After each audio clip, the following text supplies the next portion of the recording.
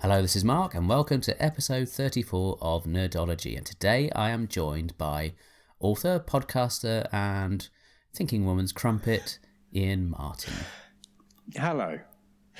Hello. Hello. I didn't know whether to come in too ebullient in a kind of a sort of Jimmy Hill impression. Well, yes, Good I am evening, actually, yes. or something. But hello. Hello. It's jolly good to speak to you again. It's been a while, has. hasn't it? It's been 3 years and 1 month. Not that I've been counting. Not that I've been sitting here by the phone. Waiting. He never calls. Desperately hoping. He never wants me back. Oh. Yeah, well, you know, I tried all the others and they were busy. I so, see. yeah. Is that what it is? Yeah. They're not busy. Yeah. They're dead. But anyway, I thought it would be nice to have you along, have a nice sort of casual chat, and catch up on a few things that we wanted to talk about. What shall we start off with first? I'll let you decide. Oh, heavens! Why don't we start with? Why don't we look at the Target books? Yes. So, for old codgers like myself, obviously not Ian because he's a lot younger than me, back in the day in Britain, because video recorders were not exactly commonplace and repeats were very, very seldom, if you wanted to relive an old Doctor Who story, the only way you could really do that was through a series of novelisations under the Target brand of all the old stories, and they were fantastic. And I think there's a lot of kids of a similar age to myself who really got into reading just because they desperately wanted to read those books. And since the new series has come back, they've had lots of spin-off books with new adventures and things like that, but they never really novelised the televised adventures until the last year or so, when a whole bunch of them came out all at once, didn't they, Ian? There were, yes, 4 of them appeared miraculously, like some kind of unbelievably exciting, I want to say Christmas present. I'm pretty sure they came out in like April or May or something of last year. Yeah, I'm not sure. But it felt like Christmas because, and I don't know about you, but I'd been thinking to myself pretty much since the show came back, I wonder if it would work for today's kids. Obviously, they do have catch up and Netflix and DVDs, and they can watch these shows over and over again. But it was, as you said, a very good way of sort of subtly getting mainly boys, when I was at school, to read anything at all was a Doctor Who book. And as you said, obviously, Terence Dicks, who wrote most of the original books. What a legend. Yeah, he did. He churned out, 40 or 50 of those things. And I thought, so when the new show came back, would it still work? Would that be a good thing to do? And I guess I was only slightly saddened that they didn't ask Terence to do one of these novelisations, but I guess he's probably well into his retirement. I don't think he ever retires. I think I imagine if you prick him, it's still pretty green blood that would come spurting out, and he'd be right there ready and willing to write another one. But that said, the authors they got together were a pretty decent bunch. They got an amazing lineup. So you had Russell T Davies, who will be known to everyone everywhere, Stephen Moffat similarly, Jenny Colgan, who is kind of less known, I suppose, to people like us, but she's had a very successful career writing kind of romantic comic fiction, kind of mainstream stuff, but she's obviously a big fan, and she did one. And some bloke, was it Paul Cornell? That's him. Cornell. That's the one, Now you know, who again in the 90s was one of the more important novelists working in the Doctor Who arena, I want to say. I can't do arena without doing the Jimmy Hill. Arena. Sorry, I'm going to stop doing impressions of Jimmy Hill at some point. I'm just scratching my chin as you say that. Good evening. They managed, and these things must have been turned around pretty quickly because I think the initial announcement they were going to happen came out. I feel like it was kind of early in the new year, about a year ago. So kind of Once Upon a Time had just gone out on TV. Or Twice Upon a Time. Or whatever it was called. I can't read the spines from here. You're obviously a big fan of that one. I'm about 8 meters away and I have old man's eyes. And so they must have basically produced these books in, I guess, probably...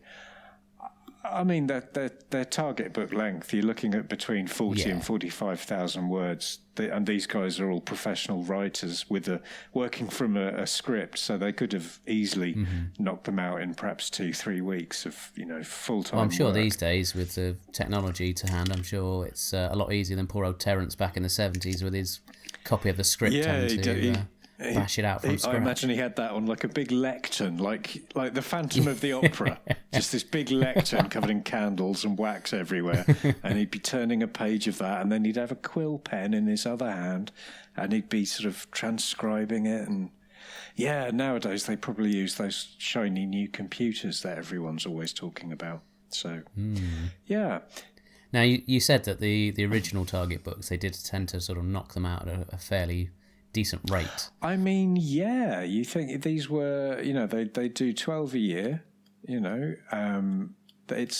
it doesn't take too long to write that kind of word count if you've already got the script. But obviously a lot of the original target books, the writers would deviate quite heavily sometimes from the scripts. Well, that was one of the joys of the books, wasn't it?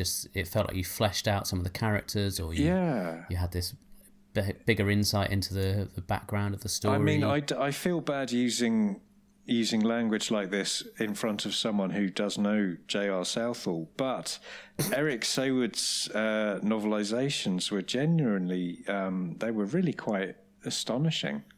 Some of the... Oh, I see. He's agreed to do a couple more, hasn't he, to finish them off. Yeah, which is really interesting, but that's probably a conversation for a different podcast. Yeah, that's for another time.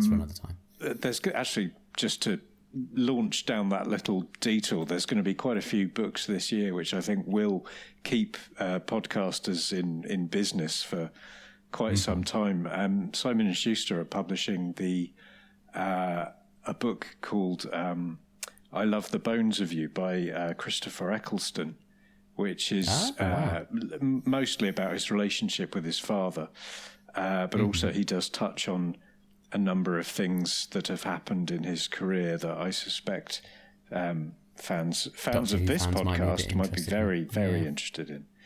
And obviously, yes, there are these 2 new Eric Saywood novelizations, and you wonder again, will he... I think it was the Twin Dilemma that he wrote that was sort of really... almost, bearing in mind I would have been about 10 when I read it, to my mind then it was very much like reading Douglas Adams. It was a lot more adult. It was a lot more... There were chapters from the point of view of the twins' father who, liked to drink, and it was quite adult and quite funny. Well, let's be honest. I mean, the televised version wasn't the best. So I've never heard that. You've got free reign to really. The only way is up. I've got to stop you there. I've never heard that opinion expressed before. Well, you're not a fan of the Twin Dilemma. I think it's not helped by having to follow possibly the most beloved classic series story of all time. It's true, isn't it?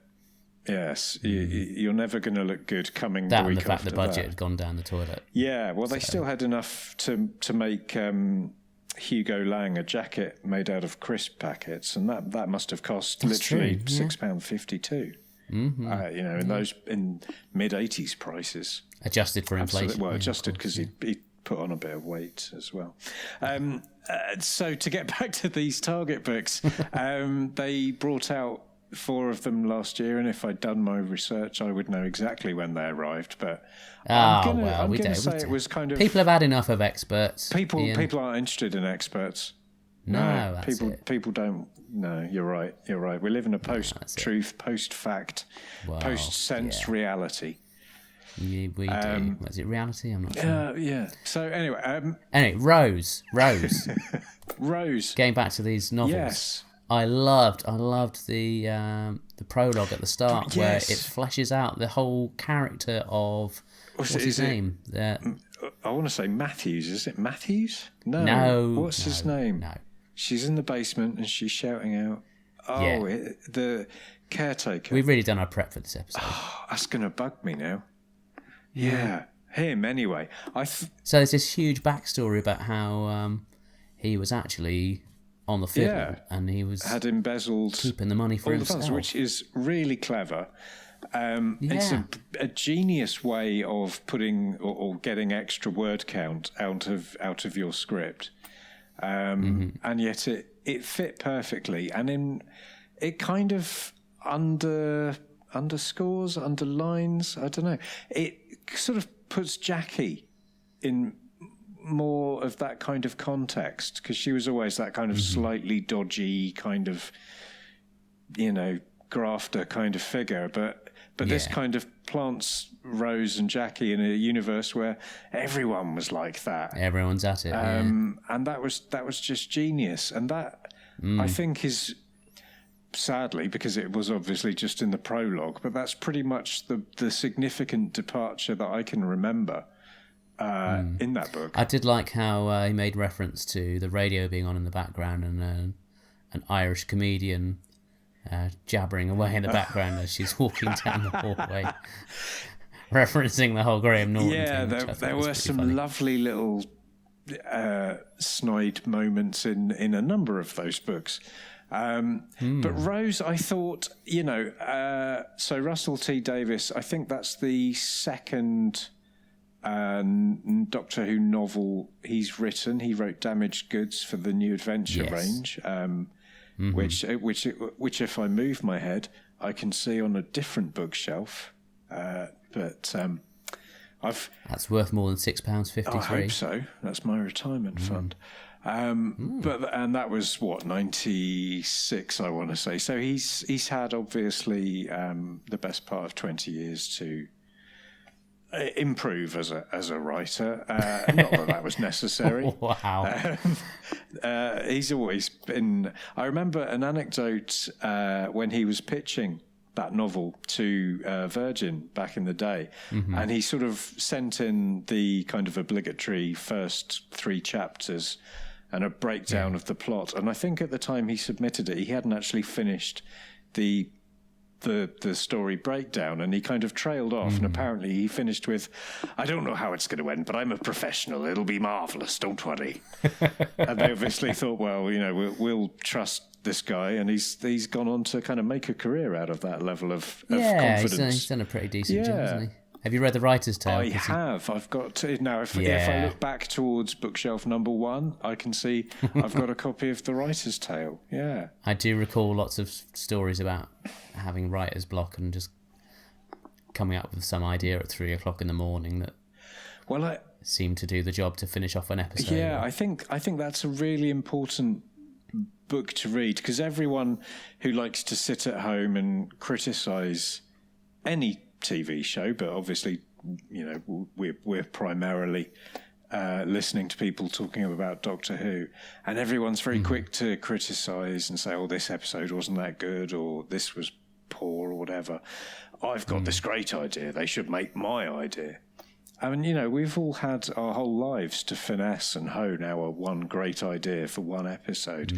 People like Russell T Davies and then Stephen Moffat had to churn out 5 or 6 scripts a year to ridiculously tight deadlines, while having an oversight of what everyone else working on the show was also producing. They've got to knock together all the other scripts as well. And even having 6 good ideas a year is, I mean, not a lot of writers can boast that, So I think with the episodes Russell T Davies wrote, when they first air, you don't even really notice what only become obvious as kind of shortcomings or plot holes or Deus Ex Machina, if you will, until you've watched it 10 times.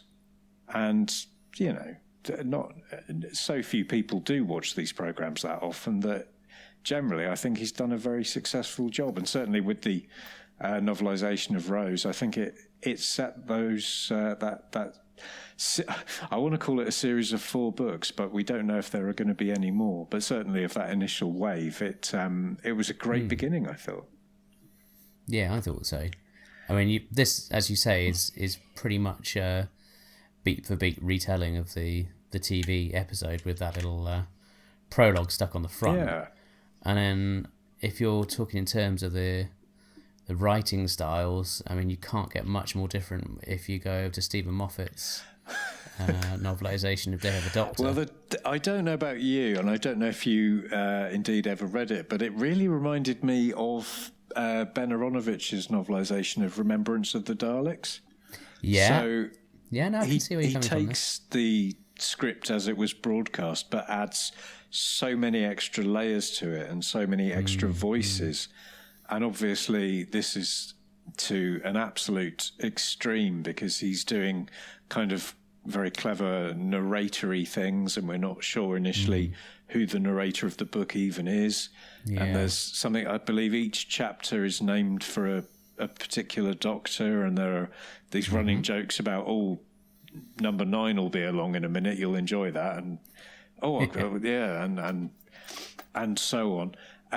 He's then also at the same time, within this device that he's created, he's still got to tell the story of the Day of the Doctor, which is not straightforward by any means. I don't know that Stephen Moffat has written long form prose before. I've got a couple of short stories he wrote for the Benny Summerfield anthology, Down Among the Dead Men, I think it was. No, the Dead Men Diaries. But I don't think he's written a full length book before. No, not a novel as such. But again, what a fantastic job he did. Incredible. Very enjoyable. A real love letter to the show. Absolutely. I mean, it takes a lot to go one better than writing The Day of the Doctor. But I think he's done that. And obviously this is a different art form. It's a book. It's a different medium. But I just think it's probably too sophisticated to be a Target book. I mean, you could. It gets compared to Douglas Adams, and there is that kind of playfulness in the way that he delivers the story. Absolutely. He is kind of like this is going to sound incredibly pretentious, but he's kind of like a classic ballet dancer, pirouetting gracefully above the level where, there's like humble writers, like all the rest of us, we're plodding away with a hammer and chisel, trying to smack some words, and he's just kind of basically he's doing the writing equivalent of throwing shapes. And this, bearing in mind, again, this would have been written, he's probably just kind of finished working on the series, and part of his brain has said, right, I'm free, I'm done with Doctor Who. Mm-hmm. And then someone from Random House has phoned him and said, we're doing these books. Could you just very quickly spend a couple of weeks novelising what is arguably the best ever television Doctor Who into an even more sophisticated book? And he's not really had much time to think about it, and just bashed that out. And that's an absolutely phenomenal achievement, I think. Well, I bought that one and Twice Upon a Time as physical books. Right. And they look lovely on my bookshelf. I will get around to reading them at some point, but because I'm just so lazy and my attention span is so poor, I ended up actually listening to the audiobook versions. Well, and they're who really was good. reading those? So Rose was read by Camille Kajuri. Oh. She also reads The Christmas Invasion. Okay. And Nick Briggs reads Day of the Doctor, and he does a great job on that one. He does a pretty mean John Hurt. And Mark Gatiss reads Twice Upon a Time. Oh, that works quite nicely then, doesn't it? Yeah, I bet he was probably very good at playing the captain. No, he wasn't. He was much better at the first Doctor. I shudder to think what voice he would have pulled out of the bag for that. But no, he's very good. Yeah, excellent. I will. I won't listen to them, but I'd like to, and that is the important thing.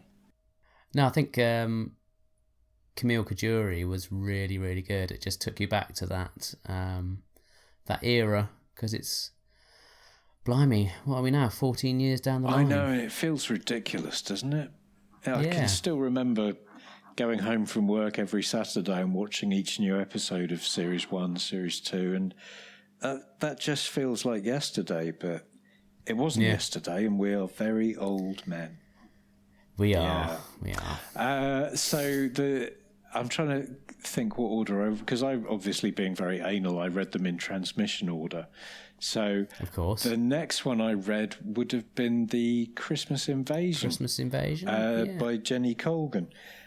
And I think of the 4 books, and this is going to be controversial, I think she did the best job, because I think she had the least to work with in terms of original script. She had a main character who wasn't in the TV script for the first, equivalent of at least half the book. And on paper, you think that's really not going to work. And I guess it's because of her background as a novelist that she's able to kind of keep you flicking through the pages.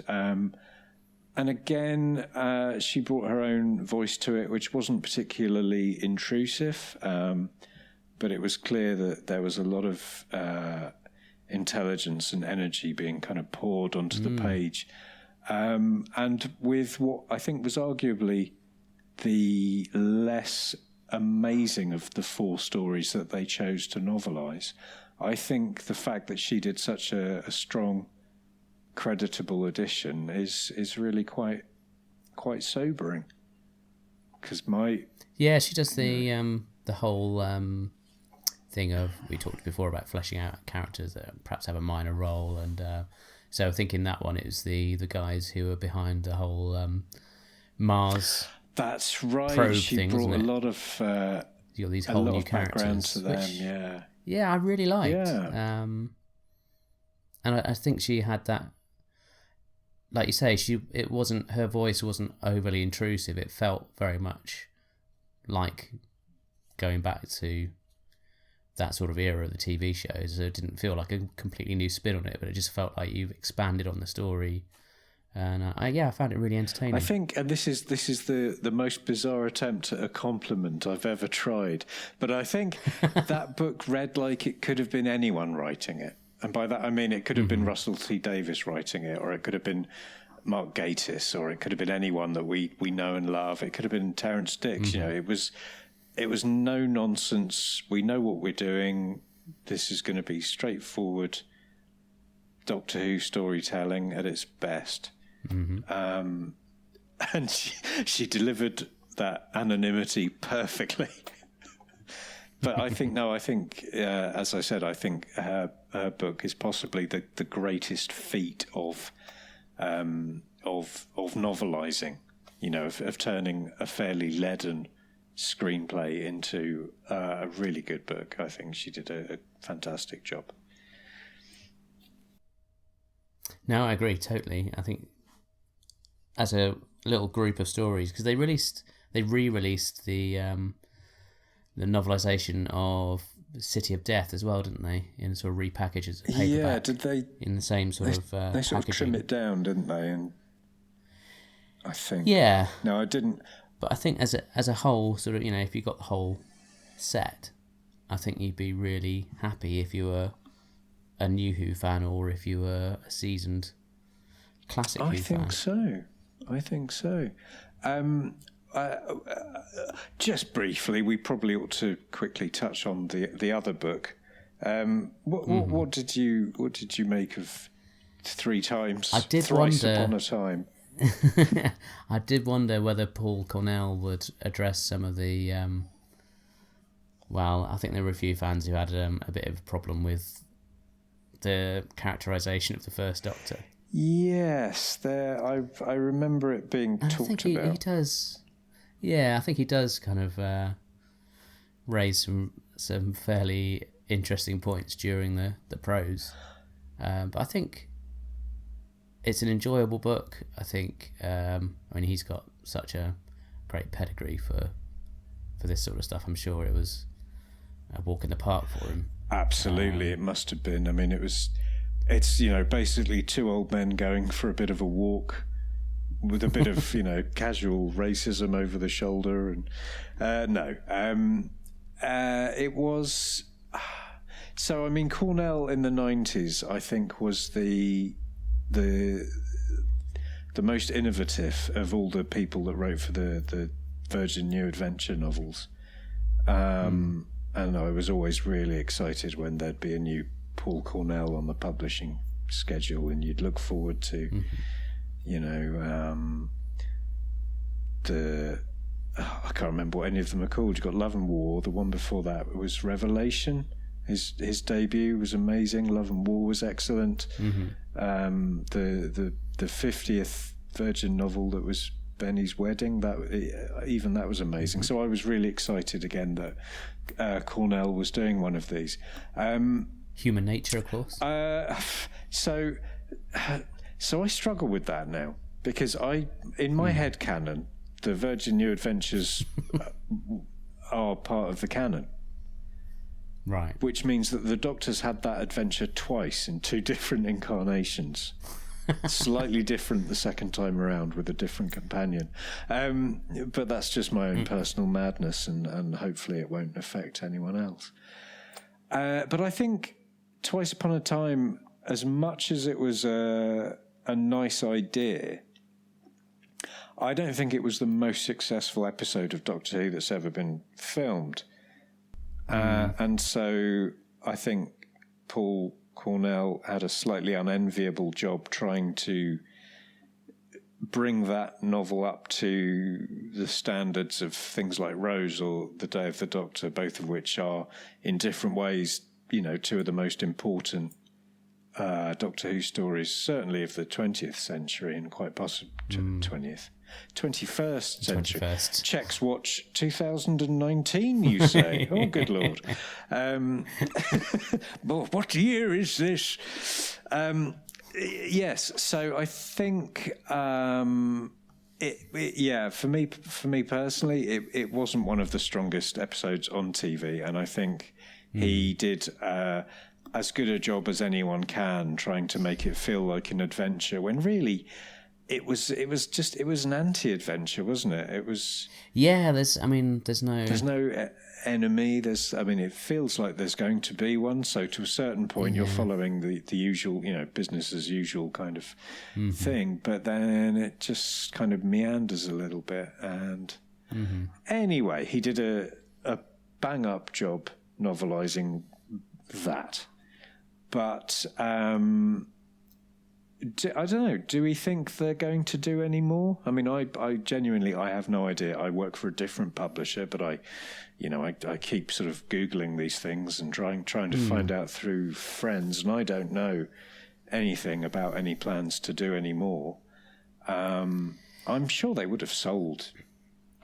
Well, I think everyone involved in the last batch are all very much of the previous kind of production regime, weren't they? Whereas this is, I don't know if Mr. Chibnall and Chums are perhaps going to be quite so focused on doing that. I mean, this would be kind of being driven by the publisher rather than the BBC themselves. So if they wanted to get a similar group of writers to novelise everything from Eccleston through to the end of Capaldi, then that could tick over quite happily in the background before anyone asks Chibnall to do the same.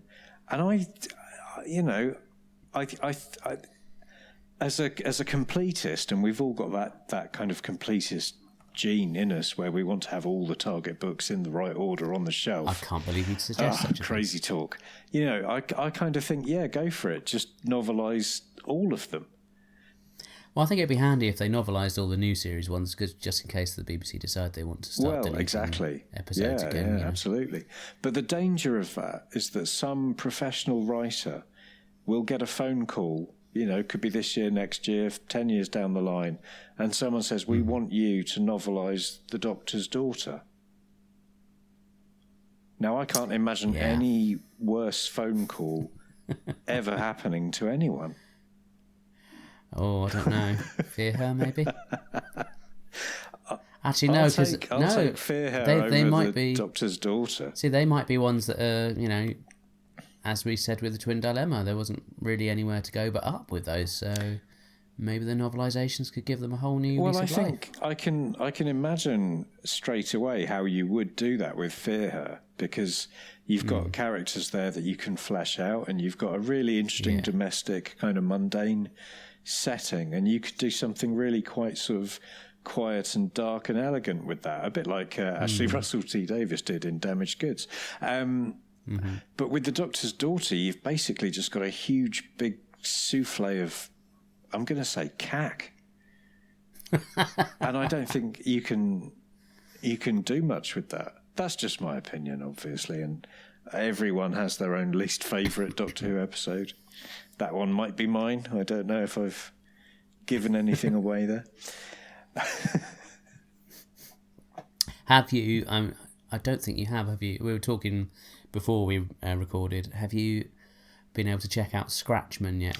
The Tom Baker. I haven't. I'm hoping there's going to be an audio book of it, and I'm hoping. Oh, there is. I have. Excellent. Listened. It is. And it's read by Mr. Baker. Of course. How wonderful! I think that's the only way to experience it. Is he is absolutely banana pants crazy. You'll get to the start of a chapter, and you're like, oh, you'll like this bit, and it's like. It's just completely. He's breaking the fourth wall. He just keeps on. Coming out with these bizarre things. It's so funny, but it's. I really enjoyed it. It's. I get the impression that it's kind of like in two halves. So I get the impression the first half is, very much what he and Iain Martin. Sorry, I'm Iain Martin. I always get you two confused. It's kind of sweet. I think that I get the impression that's the sort of story that they got together and were planning on making into a movie, and then it goes into this whole other dimension, literally, and it does get pretty bizarre, but it's a very entertaining story. Wow, and it's very affectionate towards that TARDIS team. He writes it very well. There's some great humour in there as well. And was it? Because obviously on the front cover it says Tom Baker. Was there a ghostwriter involved, or? I seem to remember hearing James Goss was involved. Oh, he gets around, doesn't he? He does. I enjoyed him. What was it? It was the documentary over Christmas where he got back together with his brother and they were going to do a gig at the O2. That was really good, but I've not read in any of his books. Yeah, Rome wasn't built in a day. Well, that's put the cat among the pigeons. So yeah, I haven't read or heard it yet. Of the two, get the audio. I think I'm more likely to do that. So good. Brilliant. I'll put that on my list. Yeah. Sadly, it's a digital list, so I have to tap about on my iPhone. Scratchman. Scratch. Oh, it's auto-corrected it. Scratching. Quick spoiler alert for those of a sensitive disposition. Put your hands over your ears. The 13th Doctor does make a little cameo during that story. Really? That's astonishing. But kind of lovely. Yeah. Very, very kind of full circle, I suppose. No, it's a totally different story. Oh, you. No. So, speaking of the 13th Doctor, segueing seamlessly into another conversation. Yeah. Have you seen Series 11 of Doctor Who? I have watched Series 11 of Doctor Who.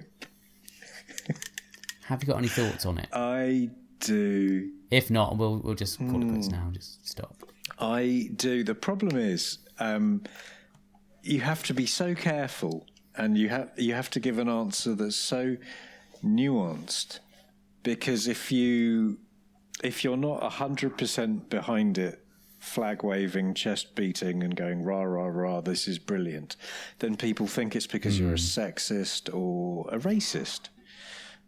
Well, you are a massive misogynist, aren't you? Absolutely. I would never have a series of science fiction adventures featuring a female lead. That would be craziness. No, absolutely not. No.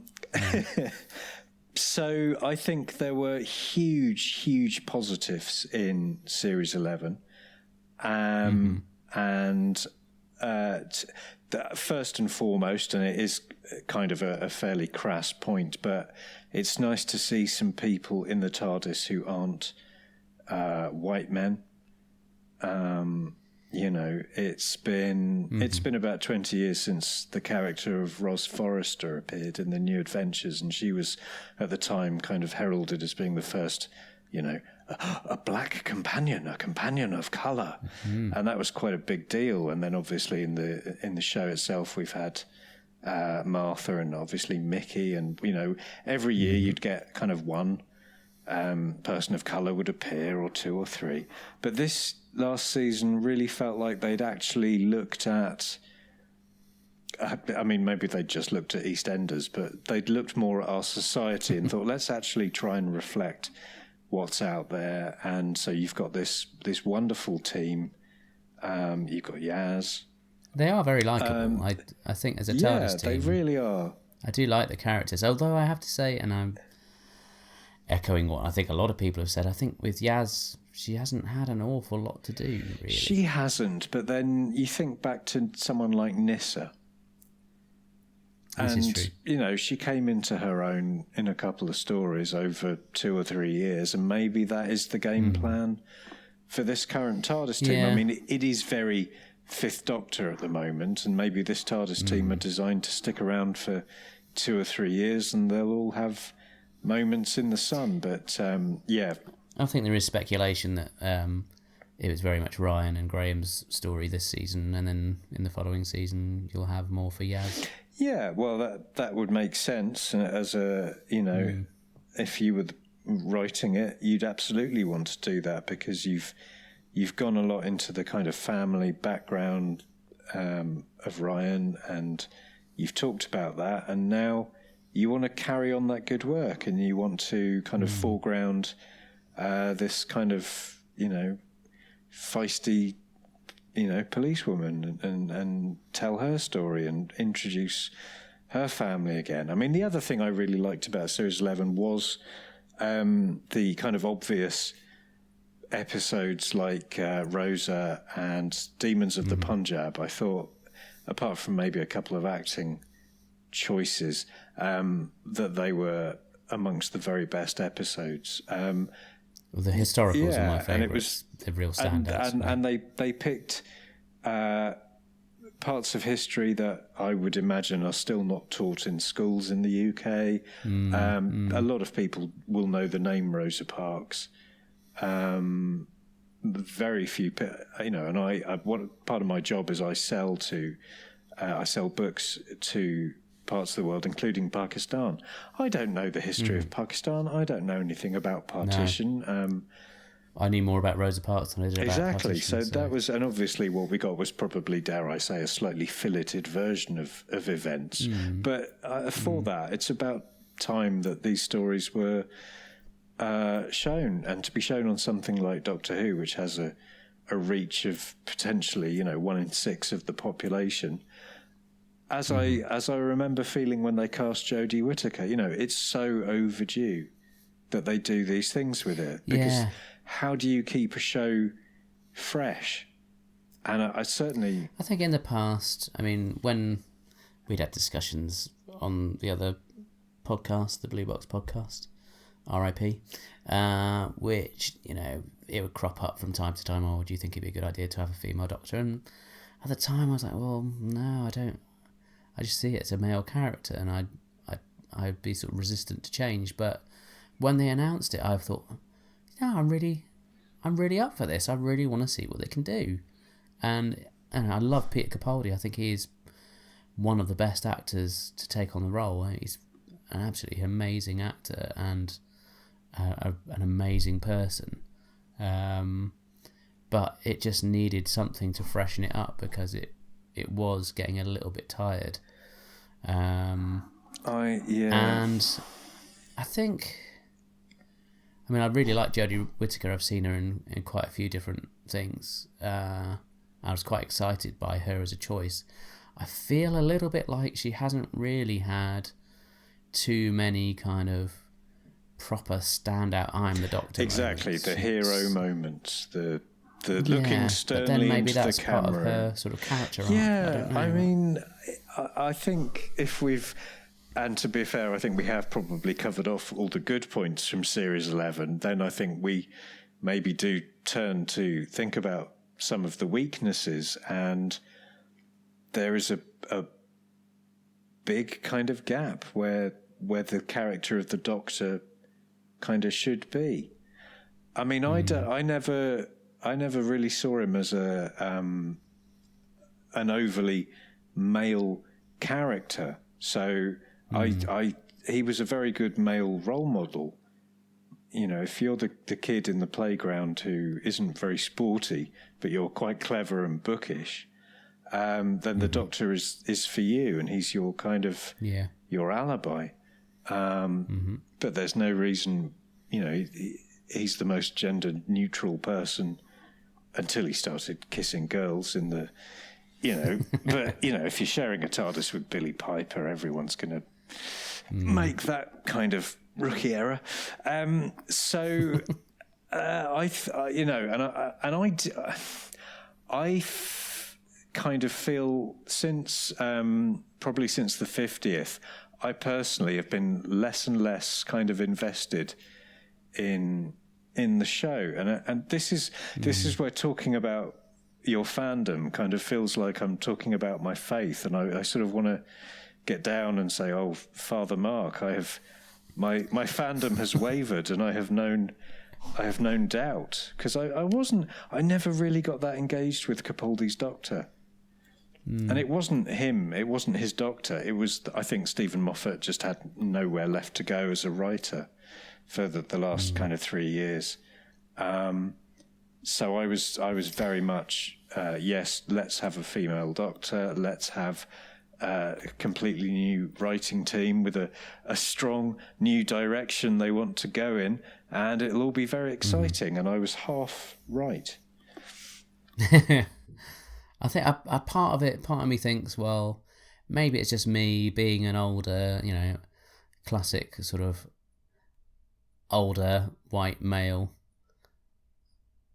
fanboy, and maybe it's just not designed for me, and I'm cool with that. Me too. It absolutely shouldn't be designed for us at this point. It should be designed for, you know, the 8-year-olds, the 10-year-olds. And if I genuinely thought that it knew exactly what it was doing, but that I personally just didn't get it, then that's absolutely fine and dandy. It doesn't matter at all what I think, as long as little kids are watching that and feeling inspired, and they're learning and they're falling in love with genre TV and this wonderful ancient character and the wonderful companions, then the show is doing its job.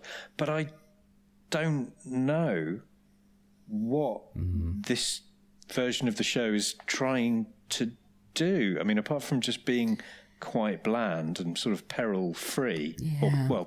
I was talking to a friend of mine about this, and he was interested to know, he lives in the States, and he wanted to know what my thoughts were on it, because whenever he goes online, it's very much divided into, you either love it, and anyone who says it's not amazing gets an earful, or you either hate it, and everyone who's of the opposite opinion gets an earful. It's a real sort of polarised view. And I'll be honest, I think, you know, I picked out my favourites, those historicals, and they were really entertaining.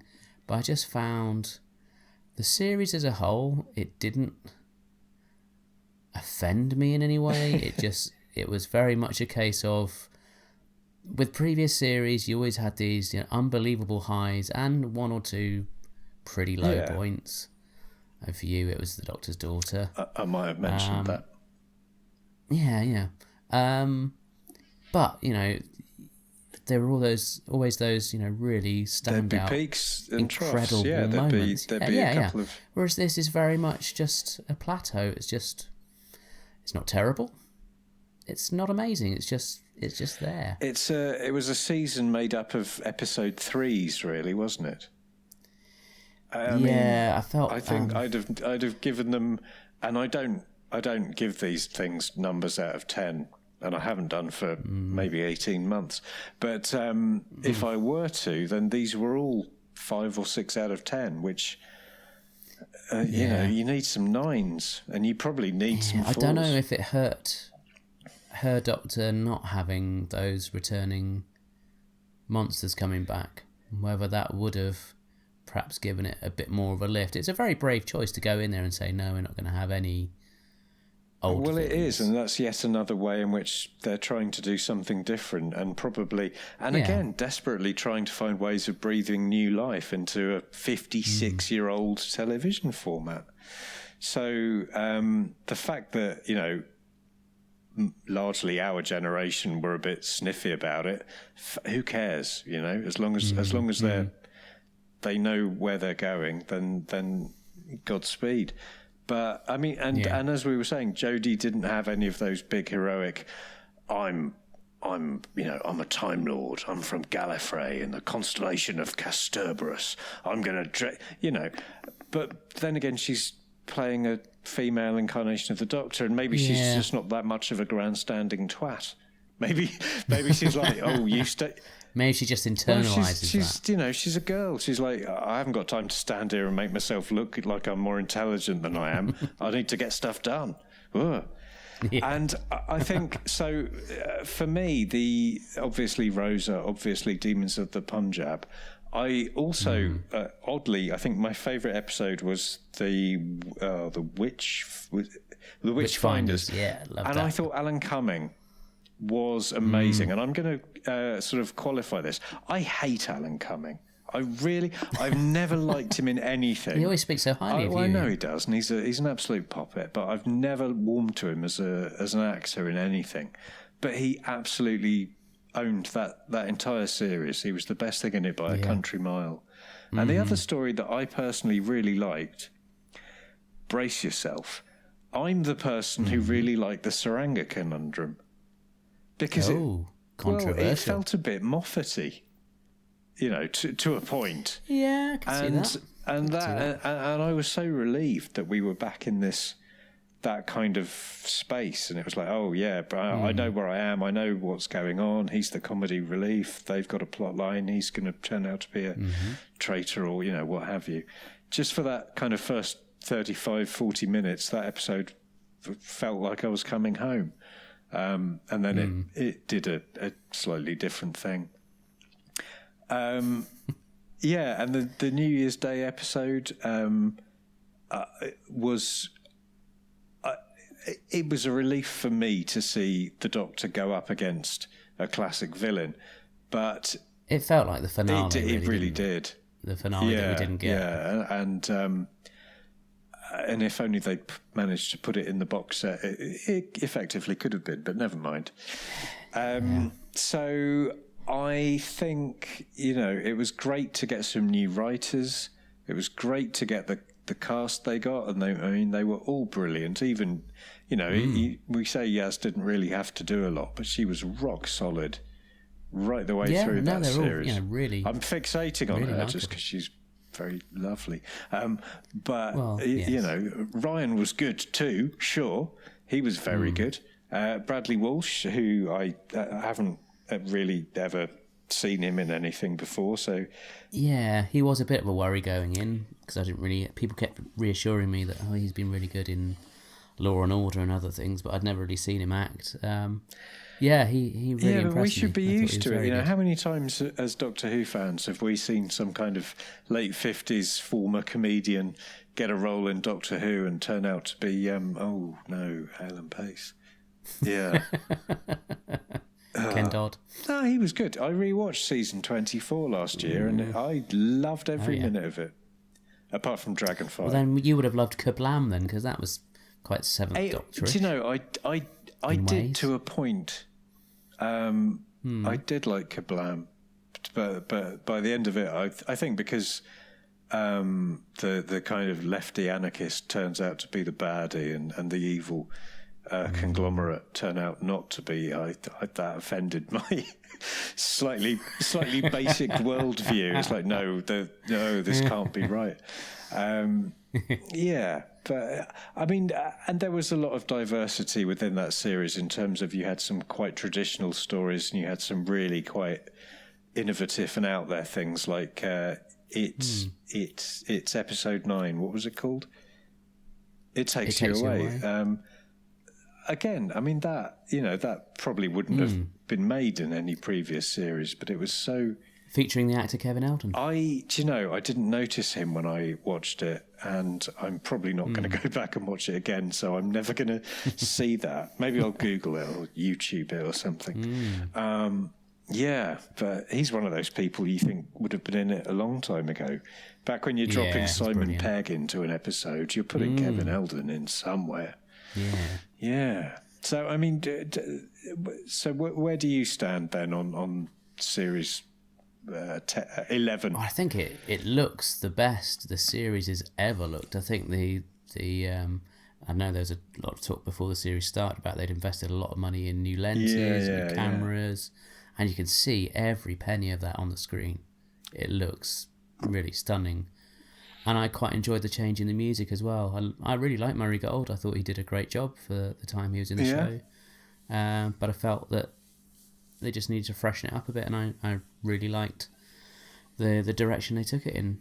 And I think those are two really big positives. I just feel. So I've just remembered my for the last 6 months, whenever anyone's asked me to try and encapsulate where I think the series might possibly have not gone wrong, because it hasn't gone wrong. It got huge viewers. It didn't personally. It didn't appeal to me personally. I don't like the new console room.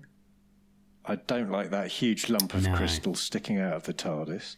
Yeah, and the big prongy things. I don't like that. If she'd explicitly said in the script, "Oh yeah, it's mirrored the new Sonic that I built, so it's got a huge crystal in it," that would have then I would like that. But they didn't do that, so I'm annoyed by it.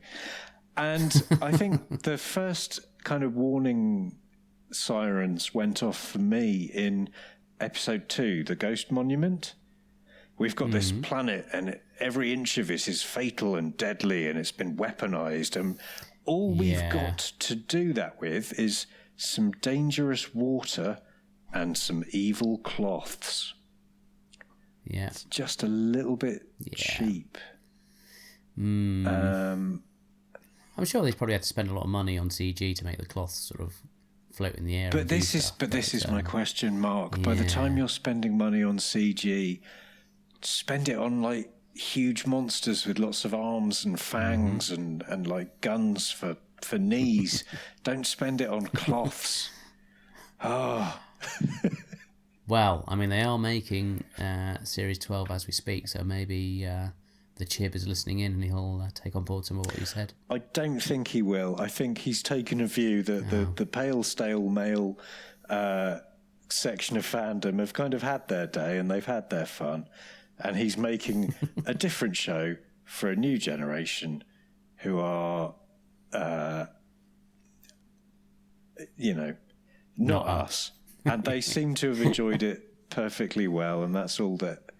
And that's probably as it should be. Exactly. And we can always dig out our dusty old VHS tapes of. Well, yeah, got 50-odd years to get back on, so it's not all bad. I mean, I loved the Stephen Moffat era, but I was very much aware that in the sort of margins of existence, there were notionally these human beings who didn't like Stephen Moffat's Doctor Who. Yeah. And. Well, I mean, going back to, you said you rewatched season 24. Yeah. I remember finding the McCoy era really embarrassing to watch as a teenager. Absolutely it was. I had to go and sit in a different room from the rest of the family. I remember that too. And you'd now be going back beaten to up it, in the playground for liking it. But but going back to it now, I mean, some of it is really, really good Doctor Who. So, there's always that some element things, of hindsight going back to it at a later some point. things just need time to... And I'm sure they were saying this in probably Strangers in Space, but one of the podcasts I listened to, they were saying that, until we can see season 12, 13 and 14 or whatever, then we can't really judge what season 11 might be setting up. So, if a human being like me can't give it a year, wait for the next series, and then put it in some kind of context, then I don't know what's right with the world.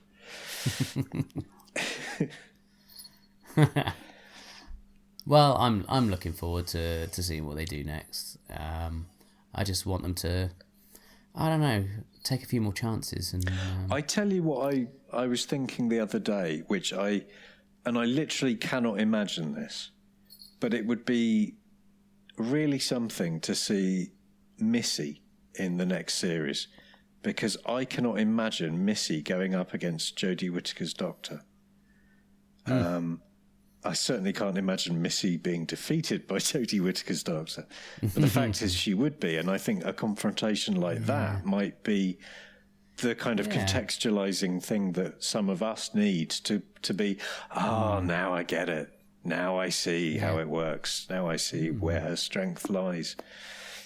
So, that's something that in a million years won't happen, but it would be wonderful if it did. Hello, I'm Rich Herring. I never listen to Nerdology because I am way too cool. But carry on listening, nerds. So, Ian. Yes, hello. Hi. Sorry, I was looking over there. On my series of bookshelves, which are full of DVDs and Blu-rays and other assorted digital media, ephemera. Tat. Let's go with tat. I've got the complete original series of Twin Peaks. Oh, lucky you! Now I've purchased this many years ago because I remember finding the series quite intriguing when it was on BBC Two back in the 90s. I watched one whole episode and promptly put it back on the shelf and haven't watched it again since. Can you sell it to me in a way that will make me want to go and revisit it? I don't know who you are anymore. You're dead to me. Okay, well, I've been Mark. I've been scandalised. I think we live in an age of what I believe some people are calling platinum television, some people are calling prestige television, and it's an age typified by the involvement of kind of previously exclusively Hollywood luminaries getting involved in television, whether that's actors in things like Game of Thrones, House of Cards, or whether it's writers or directors. But basically people are more...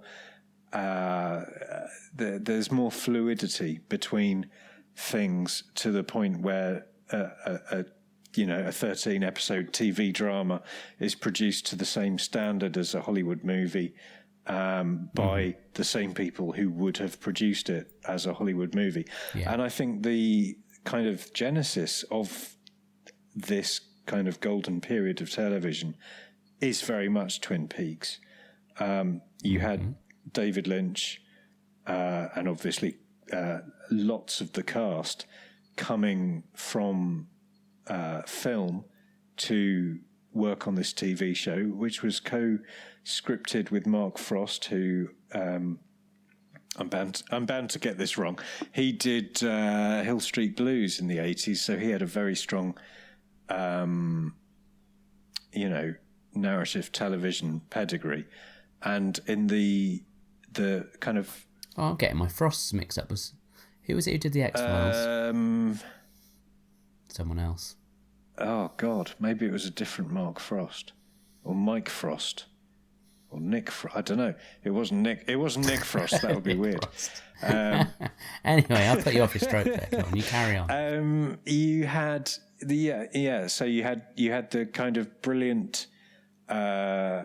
mind and artistic sensibilities of David Lynch, but working hand in hand with someone with the brilliant televisual narrative grounding and rigour of Mark Frost. And what unfolded was pretty spectacular. The first series, which was the pilot episode and 7 standard length episodes, was a very straightforward murder mystery, detective story, kind of police procedural, set in this town that had other stuff going on in the margins. And so every scene is so much more than just a straightforward scene of a murder mystery. And there is a lot to fall in love with. And from the word go, you can see how the show is quite clearly going to survive long after this murder has been wrapped up, because there's just so much genius in the shadows in this town. It's bat poop crazy. I mean, it became that with the second series. So David Lynch's kind of background with obviously his first feature, Eraserhead, and to a greater or lesser extent in most of his other films up to that point, there was this strong, people always use the word surreal because they don't really know what the word surreal means, or they don't necessarily know what genre of filmmaking they're actually looking at. But he did lots of weird shite. And he really did. He was kind of given slightly more scope to kind of ad lib and sort of jazz style, just throw whatever he liked at the screen at the start of the second series of Twin Peaks. And then he personally stepped away to go and make Wild at Heart, leaving the show kind of in the hands of Mark Frost and by that point a fairly established team of staff writers who amongst them were some incredibly talented people who've gone on to write some incredibly good things. But for that second series, because the mystery of who killed Laura Palmer had been the kind of the zeitgeisty thing of 1990, it was all over television, magazines, all media. Everyone was obsessed with it, and that had become kind of the, as it was always meant to be, the kind of thing that the show lived or died on. And the network demanded that that particular storyline be resolved, that the audience get that payoff sooner rather than later. So I think they kind of hastily closed off that chapter halfway through series 2, after which point a lot of the audience felt, rightly or wrongly, and I would argue very much wrongly, that they'd kind of got what they came for and the show had nowhere left to go. And it did kind of tread water for a good 5 or 6 episodes following the revelation of who had killed Laura Palmer.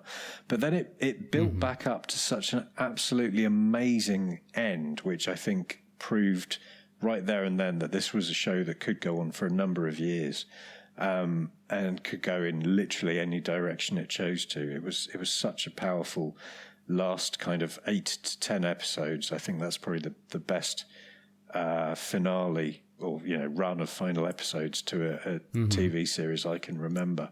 And season 2 finished brilliantly, and then they knocked it on the head.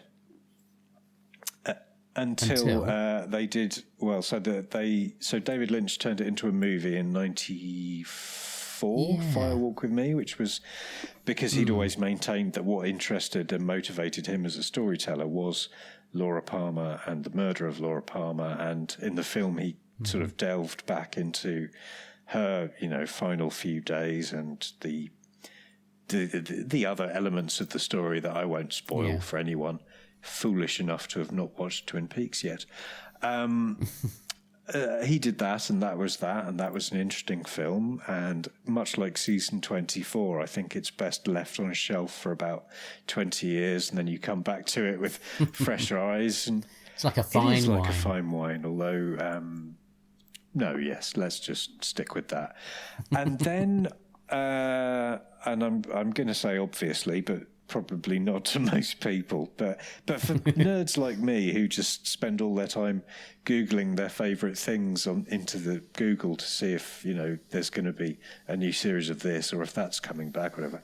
They revived Twin Peaks in 2017 on Showtime for what was originally described as a limited event. It then became officially season 3. But yeah, they brought Twin Peaks back. Was it as good? So I still, and where are we now? It's about 2 years since that first couple of episodes of that series were broadcast. So I've had 2 years to think about this. I don't know. I think of the new series as being very much a continuation of the film Firewalk with Me, rather than a continuation of the classic TV show. There's a lot of genius in there, and they do some really interesting things with some of the main characters. And time has passed in a very satisfying way, and you pick up some of these old characters now, 25 years down the line. And you're able to go, oh, that's interesting, you've ended up there, or, yeah, I kind of figured you'd end up in this position, or whatever. They introduce a lot of new characters, a lot of new actors. It's widened the scope of the show, so rather than being set in this fictional town just outside Seattle, it's now expanded. You have large chunks of action set in New York, Los Angeles, and it's got a kind of story all of its own, but which links back to the earlier couple of series. But I think it was David Lynch being given a big fat bag of cash and told to go away and do whatever he likes. And I don't think Mark Frost was as involved as he should have been, or the show needed him to be. He pretty much spent the last 3 years writing these 2 books that came out, The Secret History of Twin Peaks and The Final Dossier. And those are kind of really faithful continuations of the classic show and look at what might have happened before and after. And I think while he was writing those, David Lynch was just driving around with a big bag of something on his lap to smoke and a little shooting script he was clearly making up as he went along. And I think he just had too much freedom to do, his own thing. Now, within that, you had episode 8, which is kind of talked about in fairly hushed tones. It is an astonishing and amazing hour of television. It's kind of basically it's a little discrete movie, more or less nothing to do with anything else. Visually, it's staggering. It's beautiful. It's very, very evocative and moving, and it is one of the great things that's come along in the last 10, 15 years. But large chunks of the rest of it didn't convince me, and don't convince me. And for all this talk of a 4th season, I'd be up for that if Mark Frost was in sole charge. Sounds like they need him to kind of it does hold the reins on some of the more outlandish ideas that David Lynch exactly. has.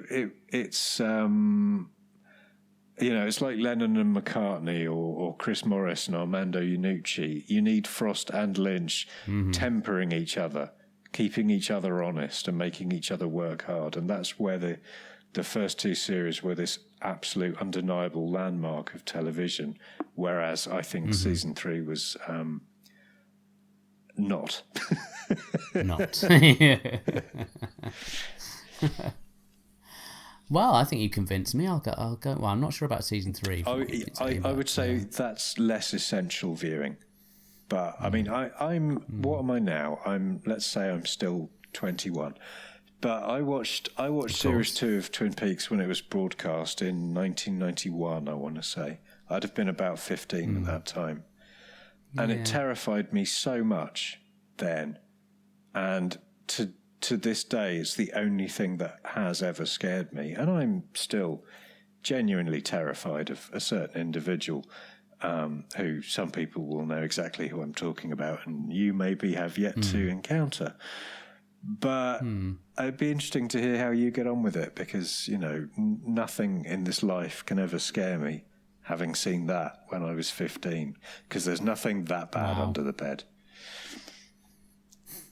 So I feel like I've got a bit of homework to do now. Your eyes will love you forever if you point them at Twin Peaks. Well, I'll certainly give it a crack. You know, I've had it on my shelf for a good, 10 years, I would imagine. Oof. So I suppose I ought to dust it off and at least try and watch it. You should. You really should. So, Ian, we've come to that point of the show where I normally like to ask the guests that are on, is there anything you want to recommend for our listeners to check out, apart from Twin Peaks? Or, of course, I mean, there's an amazing series of novels by a very highly regarded author. They're called Winter those, Hill, yes, now... And they're available through Amazon, I believe. They're available to download for the Kindle or any device that has the Kindle app on it. Winter Hill by Iain Martin. He is very highly regarded, mostly Iain Martin. Don't joke, because people type the wrong name and then they'll all be downloading Scratchman, and I don't want that. The author, to be fair, is mainly highly regarded by himself.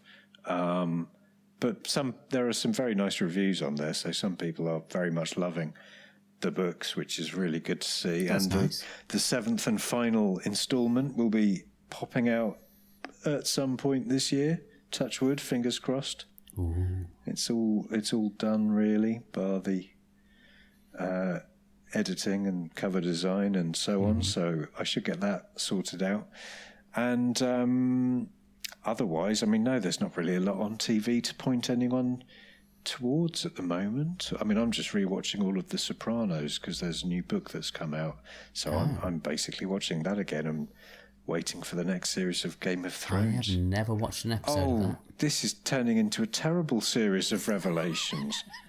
We've come full circle.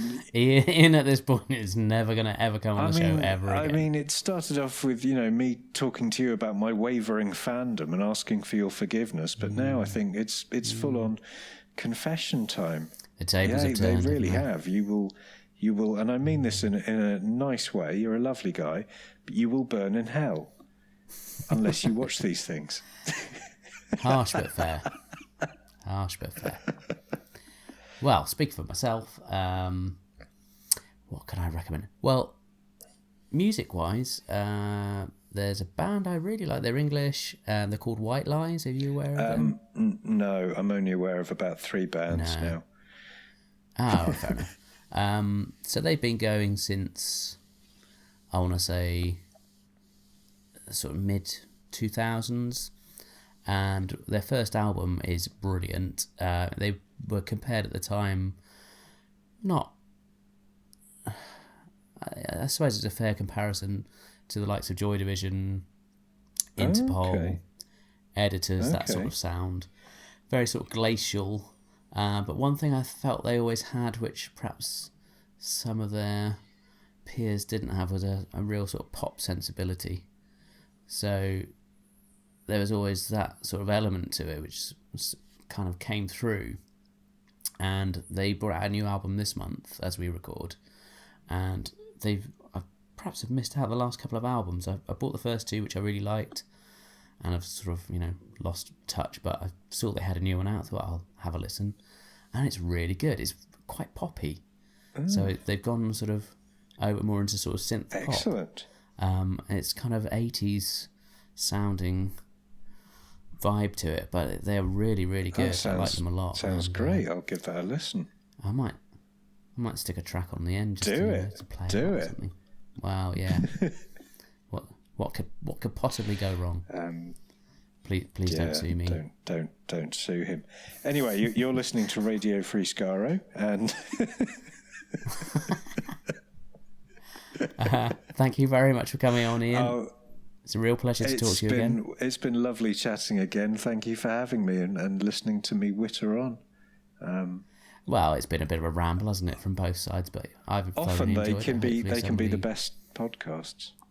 Yeah, Thank you very much for coming on, and hopefully you'll come back I'd again love to. soon. Thank you very much. So thanks again to Iain, and just a couple of quick shout outs before we go.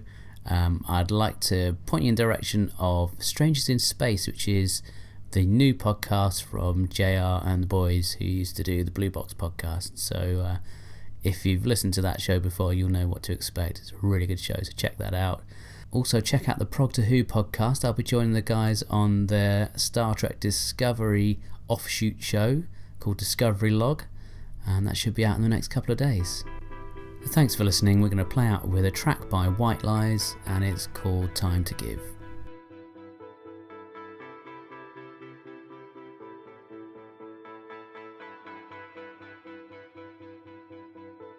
You turn to me, I say what's there to talk about?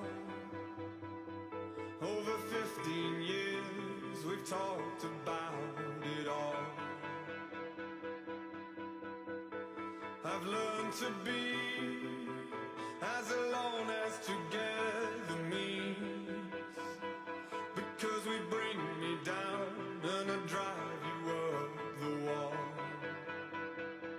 If you've got the mind to leave, then pick a topic to talk about. God knows I've time to give. You've got the backbone to stick around.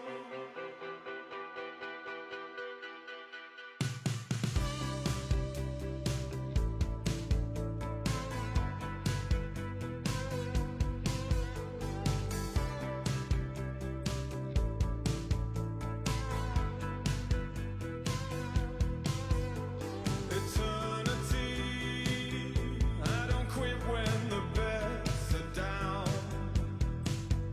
I'm a careful man, but I lose it all for you. A word to me is enough time to keep the peace. I can ruin a day, and I know I do. If you've got the mind to leave, then pick a topic to talk about. God knows I've time to give. You've got the backbone to stick around.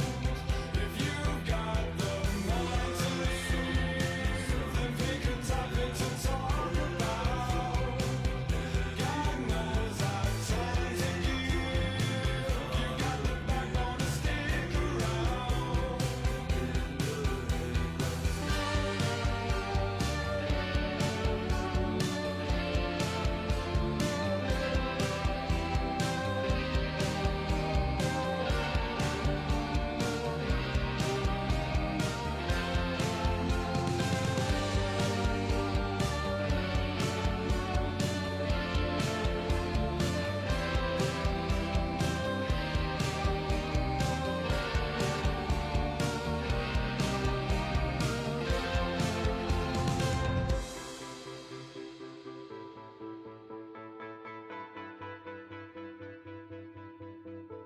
A foolish dream. Sell the house but still keep the home. You know kids grow up and they'll pin the blame on you. I know the theme.